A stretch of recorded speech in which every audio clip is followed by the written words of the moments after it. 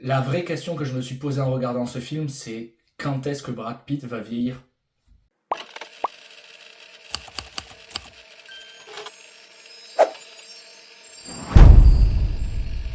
Aujourd'hui, je suis de retour pour parler de F1, le film du réalisateur de récemment Top Gun Maverick, qui là, au lieu de faire voler des avions, fait rouler des voitures. Et dans les rôles principaux, on peut retrouver Brad Pitt ou encore Damson Idris, qui est connu pour la série Snowfall. Donc je suis de retour sur YouTube, j'étais parti travailler pendant un mois chez moi, donc je suis loin du cinéma, je peux pas aller au cinéma.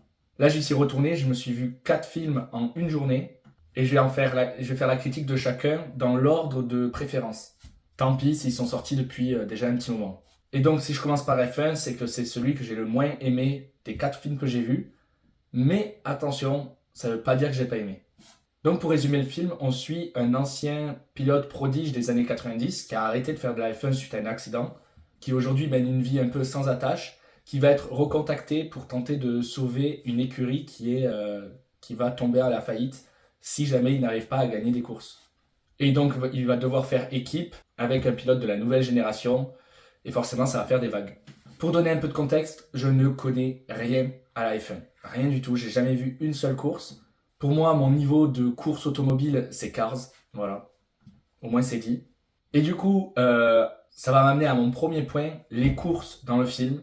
Et pour moi, c'est la plus grande promesse que nous fait le film, et elle est totalement tenue. Franchement, j'ai adoré chacune des courses. Moi qui ne sais pas du tout ce qui est vraisemblable ou non, tout m'a paru super naturel. Je sais que j'y suis allé avec des potes qui, eux, connaissaient quand même beaucoup mieux la F1.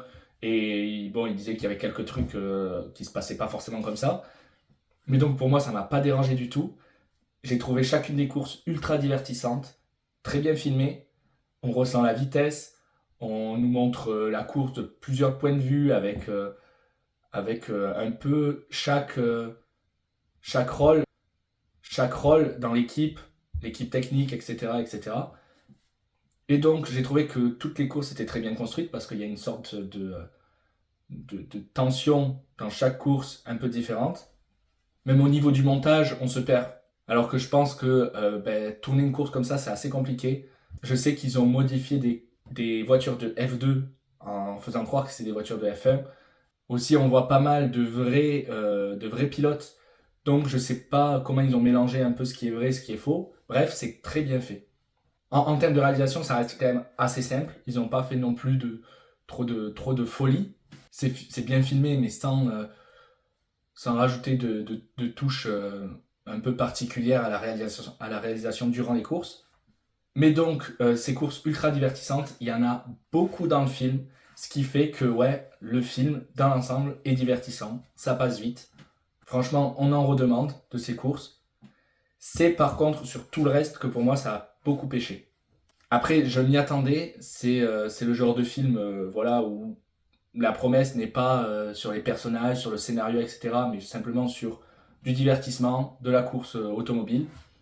Mais pour le coup, j'ai trouvé les personnages très faibles, très caricaturaux, ils ont tous un archétype, euh, à commencer par le personnage principal qui est joué par Brad Pitt, qui va être évidemment le plus développé des personnages, mais c'est un personnage qu'on a déjà vu dans d'autres films, surtout dans des films où c'est un ancien qui revient. On sent vraiment un truc qui revient souvent dans ce genre de film, et ça arrive jamais à s'en détacher réellement. Et même dans l'ensemble, tous les personnages sont assez caricaturaux. On retrouve des archétypes qu'on a déjà vus 100 fois. Et ce qui fait que, même dans le développement des personnages, je les trouvais aussi très faibles. Leurs interactions, etc., on sent jamais les relations évoluer. Pourtant, elles évoluent, mais ils nous le montrent pas forcément à l'image. Ou alors, on le ressent pas quand c'est censé arriver. Et en plus, du coup, c'est en partie à cause de ça, mais j'ai trouvé les dialogues aussi assez mauvais. En plus de ça, ce qui fait que, vu qu'on sait d'avance comment les personnages sont, etc., comment ils interagissent ensemble, et puis on connaît ce genre de film, pareil, au niveau du scénario, c'est très prévisible. On sait absolument, quasiment à chaque fois, ce qui va se passer, comment ça va finir, comment ça va évoluer.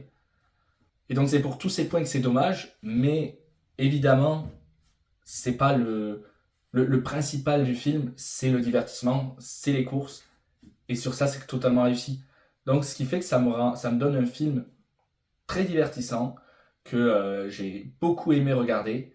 Mais en revanche, je pense que je le re-regarderai jamais chez moi parce que c'est un film qu'il faut voir au cinéma pour le côté, pour le côté course. Mais par l'absence d'un scénario vraiment solide, de personnages attachants et de relations bien construites, je le re-regarderai sûrement jamais. Mais si vous voulez kiffer, franchement, allez-y. Si vous kiffez les courses, allez-y. C'était quand même un très bon moment. Donc voilà, j'espère que cette vidéo vous aura plu. N'hésitez pas à vous abonner pour savoir quels seront les 3 prochains films que je vais critiquer et donc ils sont meilleurs que celui-là. Et ça devrait sortir dans la foulée, tous les 2 jours, je pense. Donc abonnez-vous et on se retrouve très bientôt pour une prochaine critique.